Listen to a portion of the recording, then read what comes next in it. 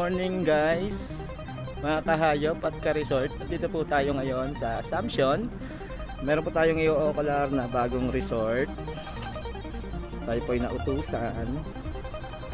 St. Joseph Resort po tayo ngayon. Okular lang po natin para po alam ng mga tao. Hanapin lang po natin yung reception. So bali dito muna tayo sa Bilyawan ng St. Joseph. St. Joseph. Joseph Resort, St. Joseph ang St. Joseph. Ito na yung pinaka main gate. Dito na po yung parking area para maluwag. Papasok na tayo sa Bilyawan. 200 meters. Turn left.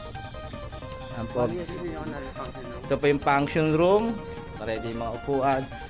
Available na po yung video, okay no? Yes sir, available po. Available na po yung video, okay? Additional po natin, same lang din yung sa taas. 4 feet to 5 feet. So, feet po ng van, 3 feet natin. Ayun, sabi ni sir. Ito yung kusina, sir. Ito yung kusina. So, libre na rin po yung use nung kalan. May lababo naman po. May CR dito sa gilid.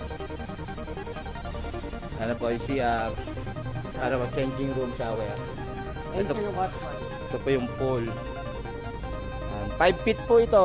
4 to 5 feet tapos may kiddie pool sa gilid. Ito po. CR daw po ito.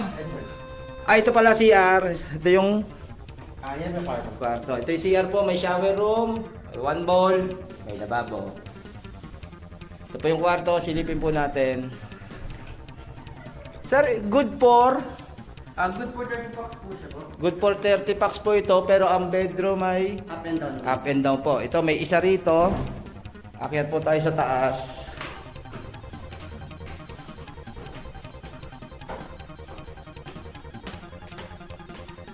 May isa pa pong bed dito.